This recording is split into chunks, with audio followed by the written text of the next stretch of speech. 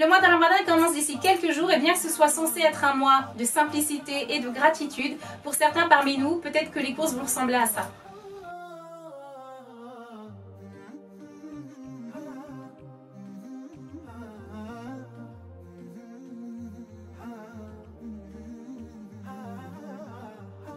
Il n'y a rien à voir avec l'état d'esprit de Ramadan, mais je sais que certains parmi vous ont des appréhensions. Vous avez peur de manquer, d'être fatigué, d'avoir trop faim, de ne rien pouvoir faire tout au long de la journée parce que vous en avez déjà fait l'expérience et donc vous avez tendance à aller dans les excès. Ce qu'il faut savoir, c'est que l'être humain est naturellement fait pour jeûner. Le jeûne est physiologique, nous sommes faits pour endurer de longues périodes sans nous alimenter tout en restant actifs et productifs. Donc le problème, il vient de nous, parce que nous avons maintenant une alimentation, une hygiène de vie de façon générale qui ne sont pas physiologiques, qui ne sont pas propices au jeûne. Donc en fait, on se rend nous-mêmes la tâche difficile.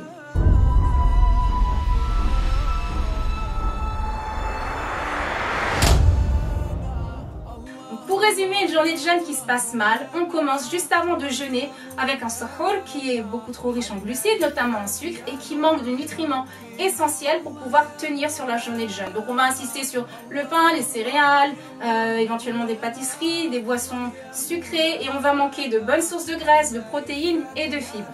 Donc ça, on va en ressentir les effets négatifs très tôt dans la journée. Faim, fringales, fatigue, maux de tête, manque de productivité, mauvaise humeur, ça va nous handicaper tout au long de la journée, au quotidien et également dans nos actes d'adoration.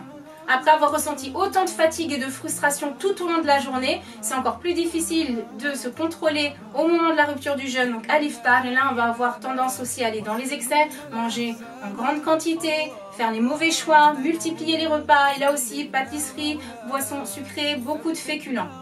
Là, ça va être le coup de barre assuré, catastrophique pour la digestion et ça va nous handicaper au niveau de notre sommeil, mais également de notre pratique spirituelle, notamment pour assister aux prières de Tarawih. Donc digestion perturbée, sommeil perturbé, encore plus de fatigue le lendemain, une journée de jeûne encore plus difficile. On est dans un cercle vicieux et là, on a tous les ingrédients pour passer un mauvais mois de Ramadan.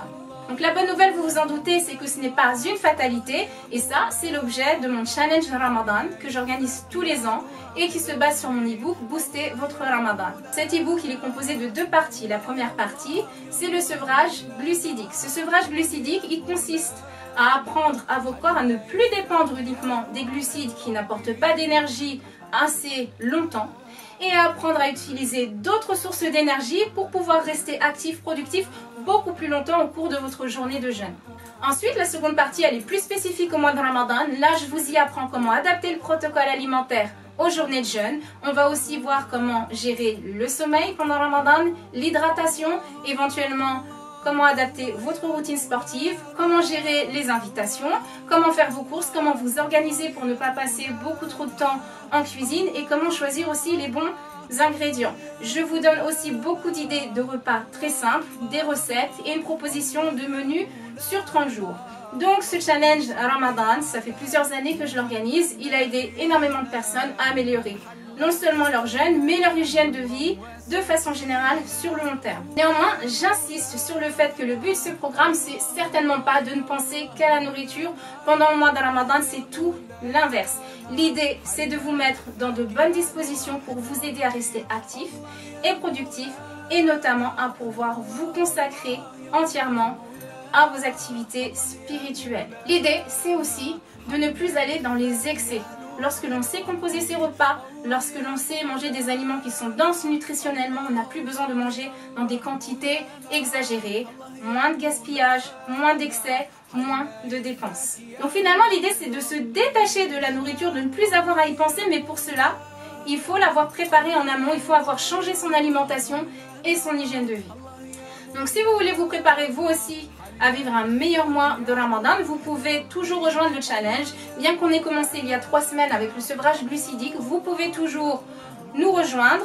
Alors l'idéal, c'est de commencer maintenant pour avoir encore quelques jours pour prendre vos marques. Mais même si vous commencez au début de Ramadan, vous en tirerez toujours des bénéfices. Donc n'hésitez pas, si vous souhaitez le faire, à me contacter ou à me laisser un petit commentaire sous ce post et je serai ravie de vous répondre.